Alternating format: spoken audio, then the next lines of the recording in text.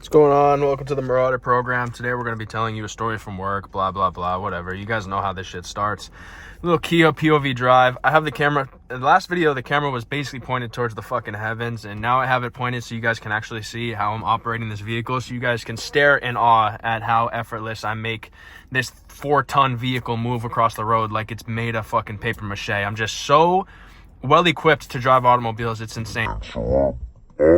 Just fucking reached for a clutch pedal. I don't know if you caught that on camera, but I'm having withdrawals from my GR86, and I just reached for the clutch pedal in the Kia Sportage. Now, I don't think Kia makes Sportages that have a clutch pedal, so the fact that I did that shows you that I am just a purebred racing driver, basically straight from the 80s, 90s, and 70s. That's what my blood runs, 80s F1. So that's why I reached for the clutch pedal there. That's my excuse there.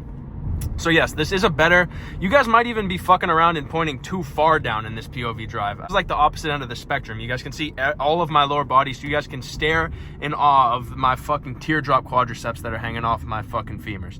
So we'll go into the gym excursion a little bit here, because there was something of note that happened in the gymnasium that I was thoroughly shocked by. So basically, you know how some people, like, they do a little bit of extra shit if there's women at the gym to try to impress them. Well, I witnessed some crazy shit today. Hold on, the car's a little bit too fucking cold right now. I'm gonna turn the heat up a little bit. I witnessed some crazy shit at the gym today. So I was crushing shoulders. It was another shoulder day because shoulders are my weakest body part. It's not like I feel like every time I shoot a POV drive video, it's on shoulder day. I don't hit shoulders every day. It's just one day out of my 4-day split. But for some reason, when I hit shoulders, it makes me want to shoot videos, I guess. I have no fucking idea. But I did shoulder day today. I ran through the classic run that I always do. Just decimated the shoulder. There was nothing left of my shoulders. My shoulders got nuked, and now there's radiation on my shoulders. So everyone stand clear of MattMarauders when he walks by, because the radiation could fucking melt your eyeballs if I walk by you at a close enough distance. So steer clear. Just a warning to stay away. But the sun is absolutely beaming directly into the fucking windows of my soul right now, so I can't see shit. I'm probably gonna end up rear-ending this Mini within the next 30 seconds because I literally can't see shit. Where was I? So yeah, I was at the gym and I was doing some I was treating the 70-pound dumbbells like they were fucking birds of a feather, bro. I was treating the 70-pound dumbbells like it was a paperweight. Like I was like, you know how in SpongeBob when he has the stick with the 2 marshmallows attached to the end? That's how I was treating the 70-pound dumbbells on the shoulder press. My joints are made of fucking pure magnesium with how strong they are. It's insane. I got carbon fiber joints hanging in my shoulders. So yeah, I was doing that, and then I was in between sets, I go on my phone and fiddle with my music that I'm listening to. Lately, bro, I've been into hardstyle. Hardstyle's absolutely back. I'm not gonna lie. It really gets you going if you're in the depths of a workout, especially if you're me, because I push myself harder than 99.9% of the population when I enter the concrete haven. So when you're like me, you need hardstyle to keep you going sometimes, where you're in the middle of a grueling shoulder decimation. So yeah, hardstyle's back. So I'm fiddling with my thing, listening to like fucking Dark Horse hardstyle or fucking Poker Face hardstyle, but into the Lady Gaga hardstyle heavy. You guys aren't hip to that, but if you want some good fucking hardstyle, listen to the like Poker Face hardstyle, bro. That shit'll get you going, bro. But you got to put it on max volume. The only way you can listen to hardstyle is on max volume. You can't be pussyfooting around with the volume on hardstyle. So I was listening to fucking Poker Face hardstyle, getting ready to take the dumbbells for a sweet, sweet trip into the fucking mesosphere of the earth. Boom, like that. I was just doing doof, doof, doof. I don't do like slow decentric or slow eccentric, bro. I just grab the fucking 70s and I've raised them into the roof. There's multiple holes in the roof of the gym I go to. They have to fix the gym every week. I have to pay extra for my membership because my arms are so long, right? Because I'm a top 1% specimen of a human. My wingspan is 19.5 miles. So when I do the shoulder press, the 70-pound dumbbells go through the roof. So there's holes in the roof, blah, blah, blah, blah, blah. So my gym membership ends up being several thousands of dollars a month because I have to pay for the repair that I do. But it's not even any fault of my own. I don't control my genetics. I don't control how much of a specimen I am. So, I guess we'll stop with the stupid fucking gym jokes and get to the actual point here. So the guy he had his water bottle on the ground, and it was right in front of the huzz. Now, for those of you that don't know what the huzz means, it's basically now what the kids are calling women. When you walk past a group of women, it's called the huzz. So I know some of you old heads that are watching this aren't hip to the kid lingo, and I'm hip to it because I have my ear to the streets at all times. So the huzz is the women. So the huzz were there. There was like 5 of them in a pack.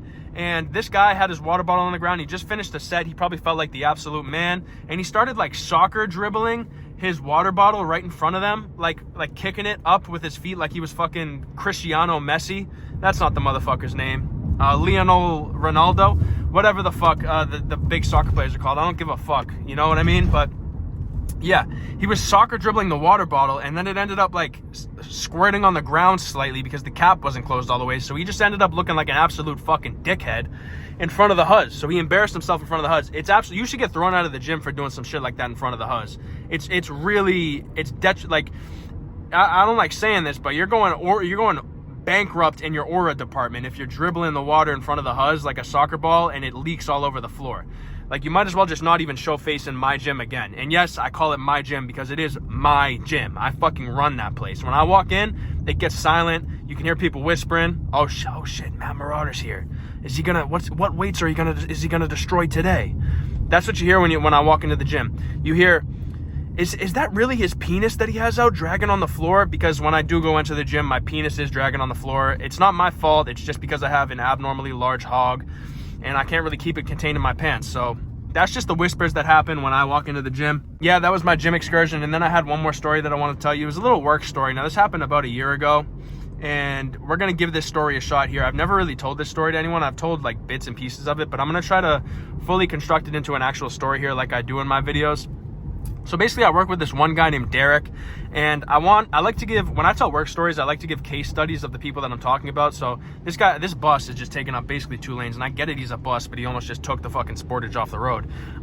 So basically, there's this guy named Derek at work, and the case study on Derek is, I'll give you his height and weight first of all. So he's about 6'1", 140 pounds. He's a fucking rail. He's extremely thin.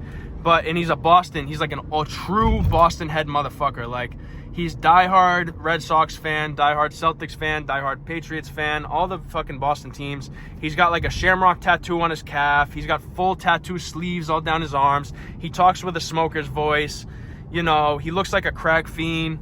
And he's a gambler. He's a degenerate gambler. Now, I work in a restaurant, and I'm not trying to hate because I fuck with my coworkers, but for the most part, they're all degenerate gamblers. I'm not even gonna lie. Like, literally 90% of the dudes I work with are degenerate gamblers, because I work next to a casino. It's called Encore, and they go there after the shifts and just gamble the money that they made during their shifts away at the casino. And that's what Derek did.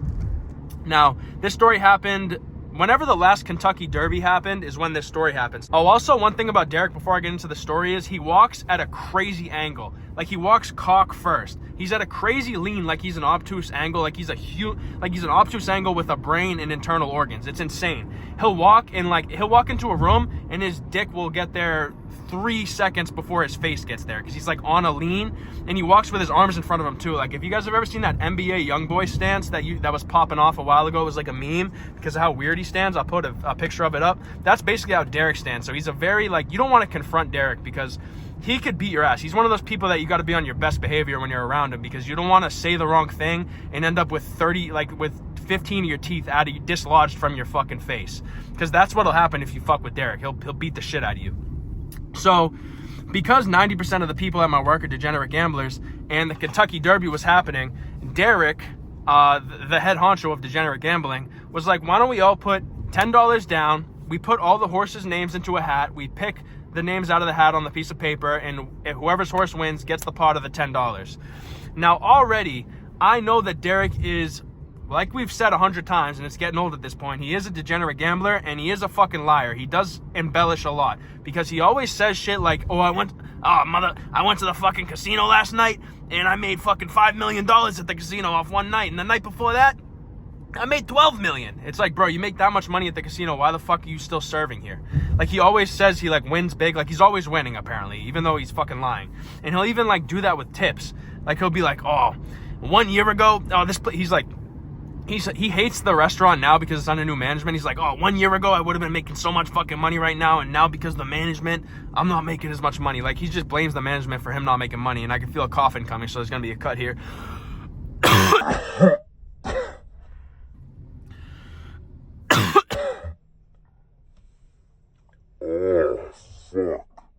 So we asked all my coworkers if we want to do it. Everyone agrees.